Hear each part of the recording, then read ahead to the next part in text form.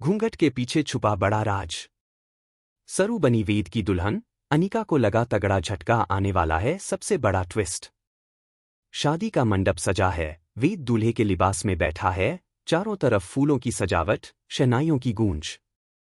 लेकिन इस सजी हुई शादी में जो सबसे बड़ा सवाल है वो ये कि दुल्हन के घूंघट के पीछे आखिर है कौन।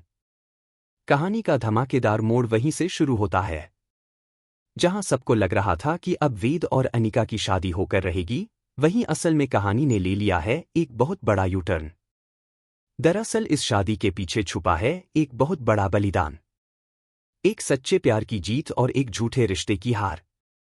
अनिका की चालाकी और ब्लैकमेलिंग का पर्दाफाश। अनिका ने वेद की मां तारा को एक वीडियो दिखाकर ब्लैकमेल करना शुरू किया जिसमें रचना की इज्जत दांव पर लगी हुई थी। तारा ये देखकर पूरी तरह डर गई। एक मां के लिए सबसे बड़ा डर होता है अपनी बेटी जैसी रचना की बदनामी।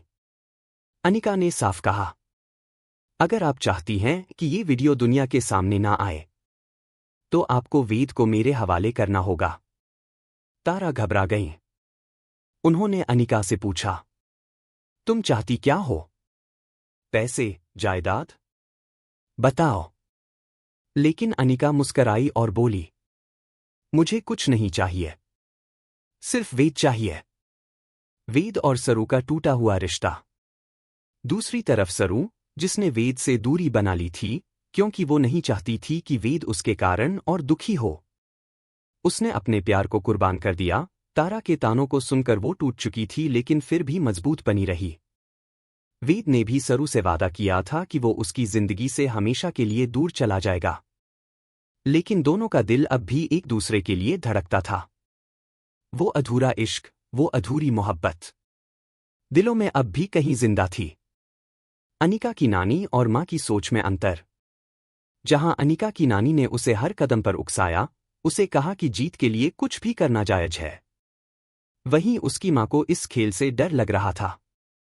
वो जानती थी कि जो चाल अनिका खेल रही है वही उसके लिए काल भी बन सकती है। लेकिन अनिका ने सबकी नहीं सुनी।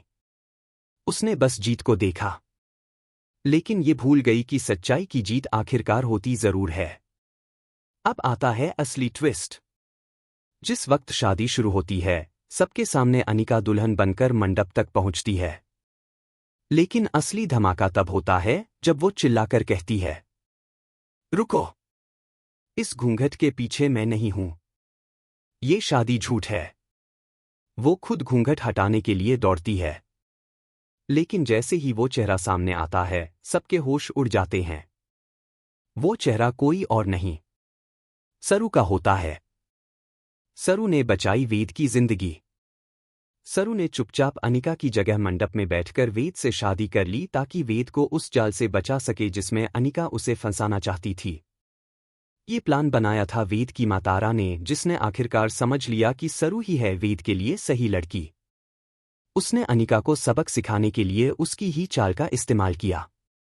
शादी से ठीक पहले अनिका को कमरे में लॉक किया गया और उसका मोबाइल जिसमें वो वीडियो था वो भी तारा ने अपने कब्जे में ले लिया। अब अनिका का कोई हथियार नहीं बचा था। और इधर वेद और सरू की शादी हो चुकी थी। शादी के बाद भी नई चुनौतियां। लेकिन कहानी यहीं खत्म नहीं होती। शादी तो हो गई, लेकिन तारा का मन अब भी पूरी तरह से साफ नहीं है। वो अभी भी सरू को अपनी बहू मानने को तैयार नहीं है। उसे लगता है कि सरू की औकात उनके खानदान में नहीं है। लेकिन सरू अब पहले जैसी नहीं है, वो और मजबूत हो चुकी है। अब वो न सिर्फ अपने प्यार के लिए लड़ी है बल्कि अपनी सच्चाई और आत्मसम्मान के लिए भी। वो वेद के साथ अपने रिश्ते को निभाएगी और तारा को धीरे धीरे ये एहसास कराएगी कि बहू खून से नहीं, कर्म से बड़ी बनती है। आगे क्या होगा? अब बड़ा सवाल ये है कि क्या अनिका ये हार सहन कर पाएगी? क्या वो कोई नई चाल चलेगी? क्या तारा कभी सरू को अपनाएगी? और क्या वेद और सरू का ये रिश्ता लंबे समय तक चलेगा? तो दोस्तों, इस जबरदस्त ट्विस्ट पर आपकी क्या राय है? क्या आपको भी लगता है कि सच्चा प्यार कभी हार नहीं सकता? नीचे कमेंट में जरूर बताएं और ऐसे ही धमाकेदार टीवी अपडेट्स के लिए चैनल को सब्सक्राइब करना ना भूलें, क्योंकि असली दुल्हन वही जो अपने प्यार के लिए सब कुछ दांव पर लगा दे।